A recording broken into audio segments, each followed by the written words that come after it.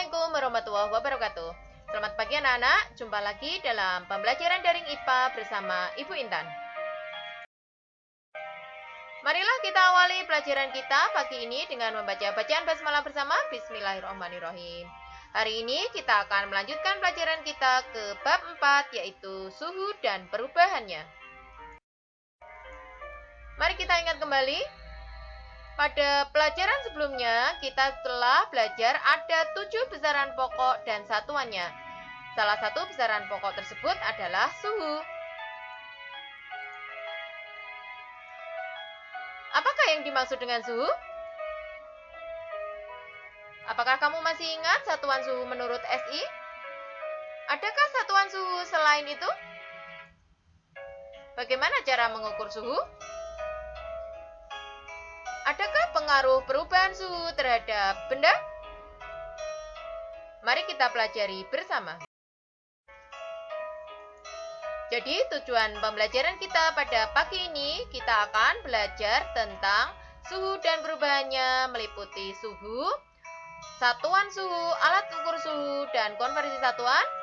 Kemudian kita juga akan belajar tentang pengaruh perubahan suhu, yaitu terjadinya pemuaian, baik pemuaian pada panjang, luas maupun volume pada benda padat, cair maupun gas. Kita masuk ke materi pokok. Coba buka buku paket kurikulum 13 halaman 135 dan buku paket kurikulum 2006 halaman 10. Cara mengetahui suhu benda.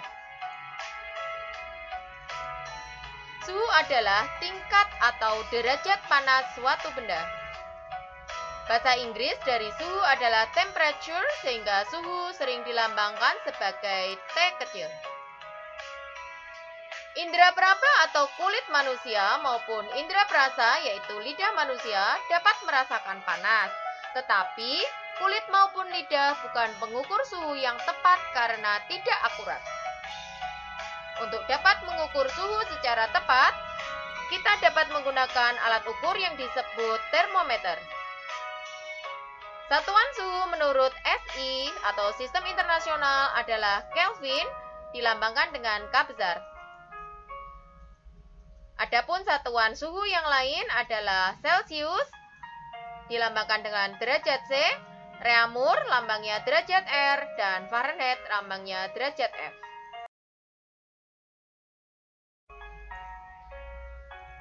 Selanjutnya kita masuk ke jenis-jenis termometer. Buka buku paket kurikulum 13 halaman 136 atau buku paket kurikulum 2006 halaman 12.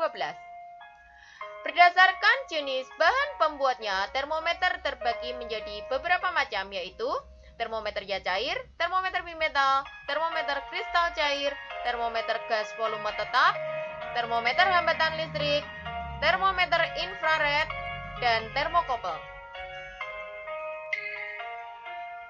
Kita bahas satu persatu. Pertama, termometer gas cair. Prinsip kerja termometer gas cair ialah zat cair akan memuai atau ukuran volumenya bertambah jika suhunya naik. Berdasarkan zat cair yang digunakan sebagai pengisi termometer, termometer dibedakan menjadi dua macam, yaitu termometer air raksa dan termometer alkohol. Adapun keuntungan dan kerugian untuk termometer air raksa adalah sebagai berikut. Pertama, kelebihannya, raksa tidak membasahi dinding kaca, mudah dilihat karena mengkilap, cepat bereaksi terhadap suhu, jangkauan suhunya lebar, dan pemuaiannya teratur.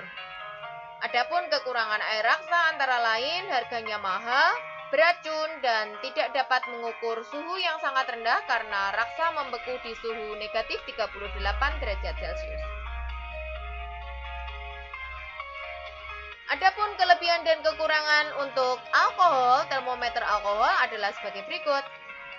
Kelebihannya, alkohol harganya murah, tidak beracun, lebih teliti karena pemuaiannya besar, artinya untuk kenaikan suhu sedikit, pemuaian alkohol akan lebih besar daripada raksa.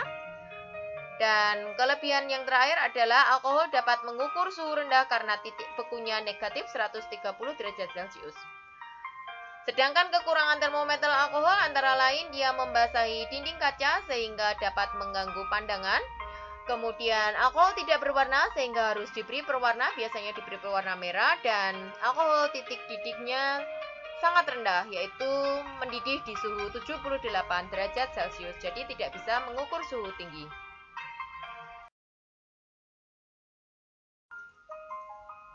Selanjutnya, kenapa air tidak digunakan sebagai pengisi tabung termometer ya cair? Alasannya ialah pertama, air akan membasahi dinding kaca sehingga mengganggu pandangan. Kemudian jangkauan suhunya terbatas, air hanya berwujud cair pada suhu 0 sampai 100 derajat Celcius. Kurang dari 0, air berwujud padat yaitu es batu, dan lebih dari 100 dia berwujud gas yaitu uap air.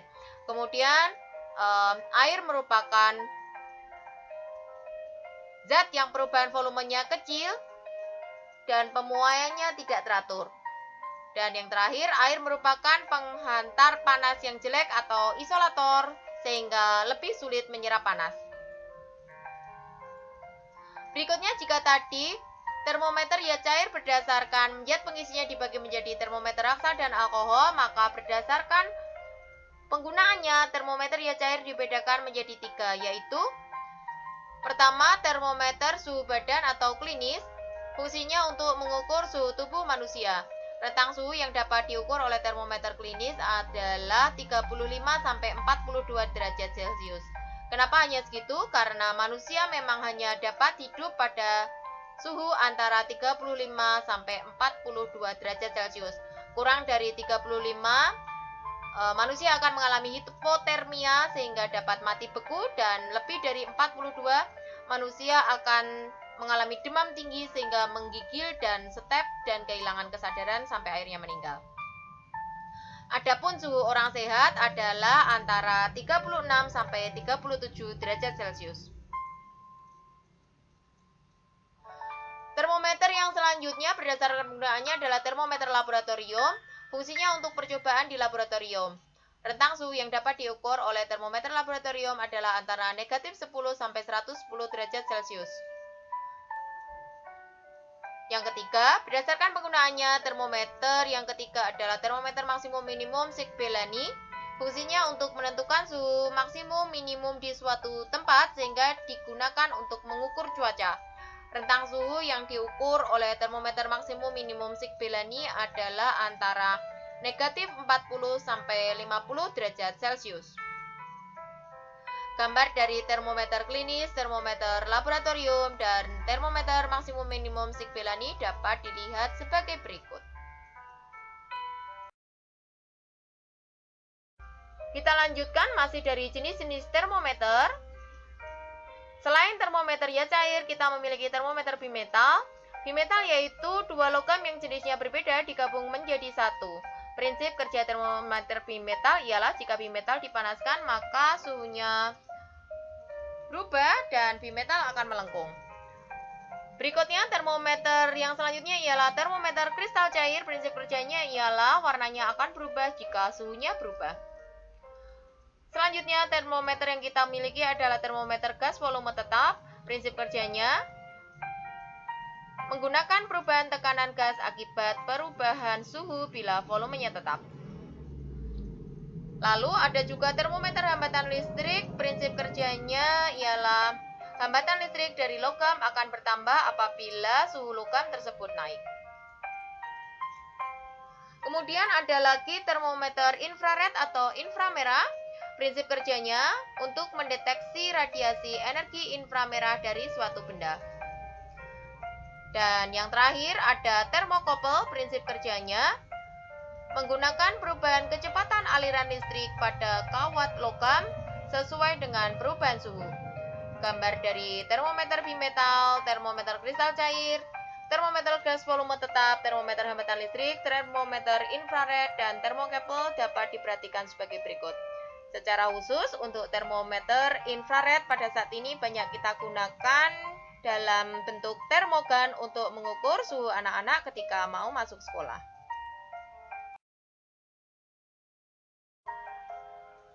Kita lanjutkan pelajaran kita ke skala suhu. Coba anak-anak buka buku paket kurikulum 13 halaman 140 atau buku paket kurikulum 2006 halaman 16.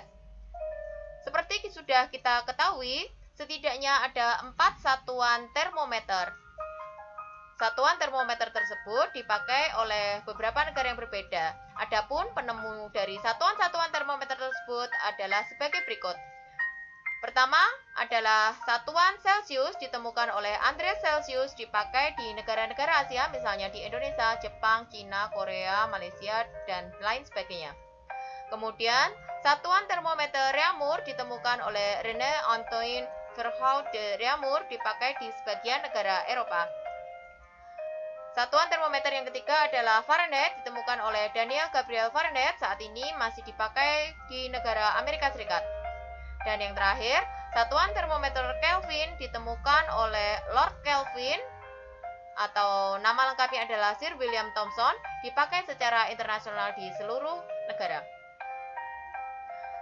Gambar dari ilmuwan penemu termometer tersebut adalah sebagai berikut. Kita lanjutkan pelajaran kita. Dari tiap-tiap skala termometer tersebut, masing-masing memiliki dua buah titik skala yang disebut titik tetap atas atau TA yang menyatakan suhu air saat mendidih, dan titik tetap bawah atau TB yang menyatakan suhu air saat membeku atau es mencair. Perbandingan titik tetap atas dan titik tetap bawah pada masing-masing skala termometer tersebut adalah sebagai berikut. Untuk Celsius, membeku di suhu 0, mendidih di suhu 100. Untuk Reaumur, titik tetap bawahnya 0, titik tetap atasnya 80.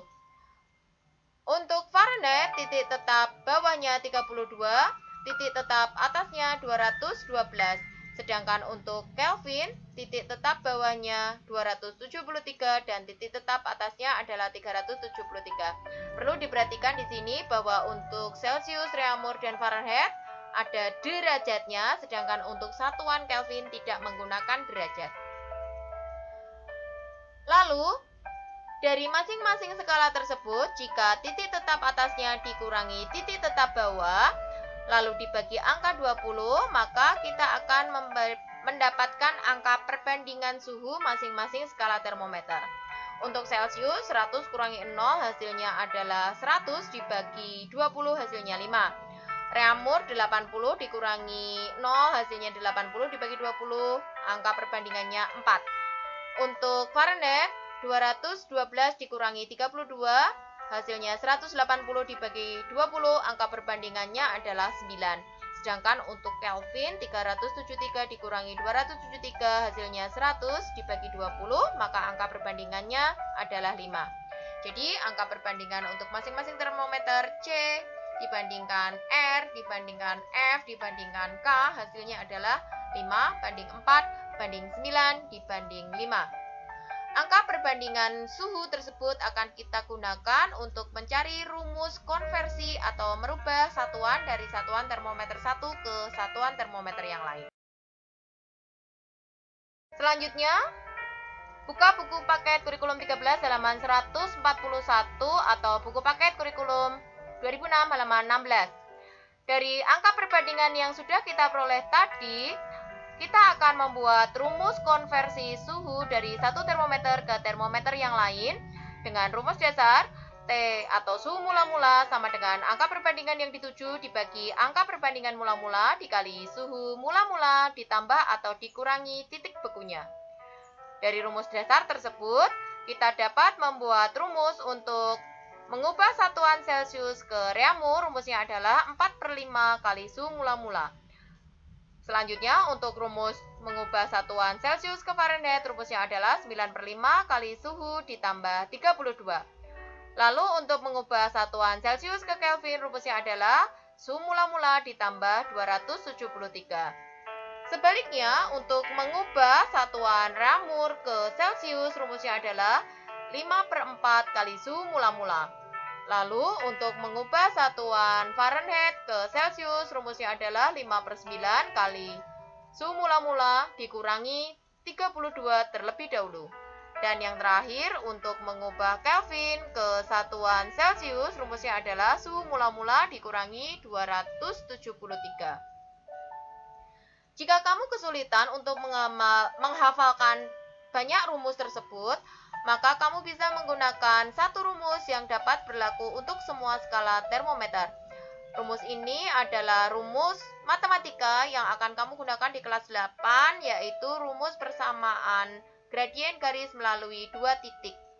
Rumusnya adalah Y min Y1 dibagi Y2 kurangi min Y1, hasilnya sama dengan X min X1 dibagi X2 min X1. Dengan keterangannya, Y adalah termometer yang diketahui, X termometer yang dicari, 1 sebagai titik tetap bawah atau titik beku, dan 2 sebagai titik tetap atas atau titik didih. Kita lanjutkan ke materi selanjutnya, yaitu perubahan benda akibat perubahan suhu, yaitu tentang pemuaian. Coba buka buku paket kurikulum 13 halaman 145 dan buku paket kurikulum 2006 halaman 84. Kenaikan suhu akan menyebabkan benda mengalami pemuaian. Pemuaian yaitu perubahan ukuran panjang, luas maupun volume benda akibat dipanaskan atau akibat terjadi kenaikan suhu. Bahasa Jawa dari pemuaian adalah modot atau molor atau melar. Pemuaian dapat terjadi karena saat suhu naik, gerak getaran antar partikel penyusun zat akan semakin cepat sehingga membutuhkan ruang antar partikel yang lebih renggang. Akibatnya, jarak antar partikel zat akan merenggang dan terjadilah pemuaian. Pemuaian dapat dialami oleh benda padat, cair, maupun gas. Kita bahas satu-satu. Pertama tentang pemuaian pada zat padat. Contoh pemuaian pada zat padat misalnya di musim panas, kabel listrik atau kabel telepon terlihat lebih kendor atau kencang. Kemudian sambungan beton pada jembatan di musim panas terlihat lebih rapat atau renggang. Kamu pasti pernah kan lewat jembatan? Lalu alat untuk menyelidiki pemuaian pada zat padat disebut motion probe. Alatnya dapat dilihat pada gambar di bawah itu. Berikutnya, zat padat dapat mengalami pemuaian panjang, luas maupun volume. Untuk pemuaian panjang pada zat padat, rumusnya adalah L atau panjang akhir benda sesudah mengalami pemuaian sama dengan LO panjang mula-mula ditambah LO panjang mula-mula dikali alfa atau koefisien muais panjang dikali perubahan suhu.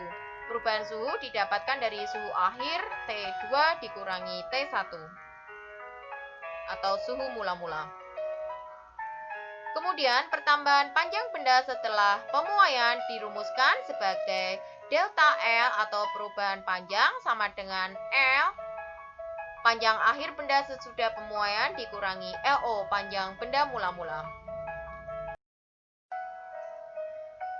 Selanjutnya untuk pemuaian pada zat cair. Contohnya ialah saat ibu merebus air sebanyak 1 panci, ketika air mendidih jumlah air seolah bertambah banyak sehingga panci tidak cukup untuk menampung air dan air tumpah. Hal ini terjadi karena air mengalami pemuaian. Alat ukur untuk pemuaian zat cair disebut labu didih. Dan pada zat cair hanya terjadi pemuaian volume. Dan yang terakhir, pemuaian pada zat gas. Contohnya adalah saat kamu memanaskan balon yang sudah ditiup di atas lilin, maka balon akan membesar sedikit kemudian meletus.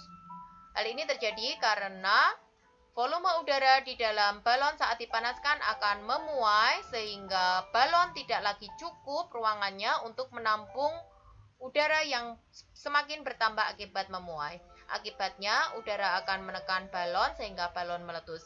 Hal ini juga dapat terjadi jika kamu memarkir sepedamu di tempat yang langsung terkena sinar matahari, tidak ada atap yang melindungi. Bisa jadi roda sepedamu akan meletus karena udara di dalam roda akan memuai sehingga menekan roda dan rodanya meletus. Alat ukur untuk pemuaian zat gas disebut dilatometer dan pada zat gas hanya terjadi pemuaian volume.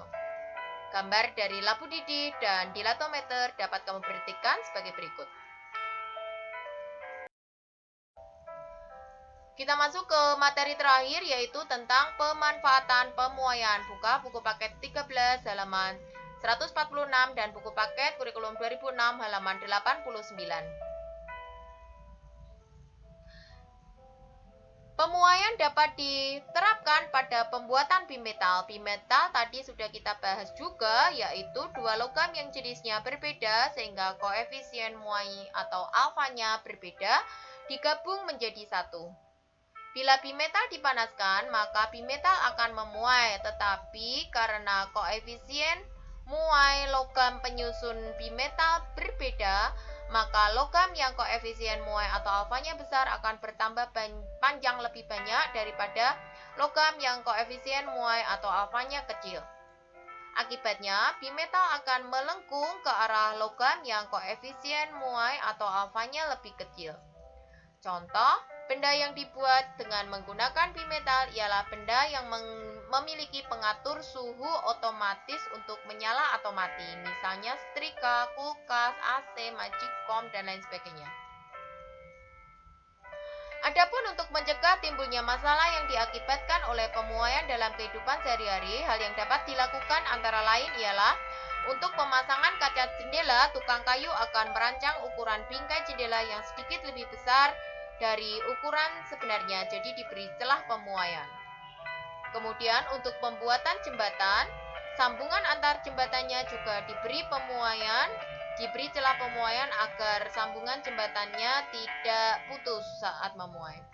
Kemudian untuk sambungan rel kereta api, antar masing-masing rel juga diberi celah agar ketika memuai rel tidak melengkung dan menyebabkan kereta api dapat keluar dari rel. Dan yang terakhir, untuk pemasangan kawat kabel telepon atau kabel listrik akan selalu dipasang kendor sehingga pada saat musim dingin atau malam hari dia mengalami penyusutan, kabel listrik tersebut tidak putus atau menarik tiangnya.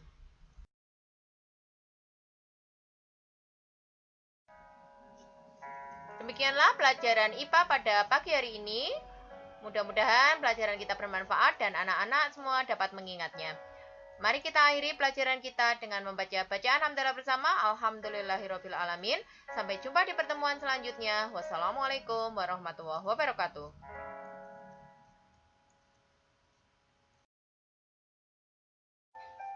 Jangan lupa untuk klik tanda like. Dan bagi yang belum pernah subscribe, silahkan subscribe di channel ini agar anak-anak mendapatkan notifikasi. Terima kasih.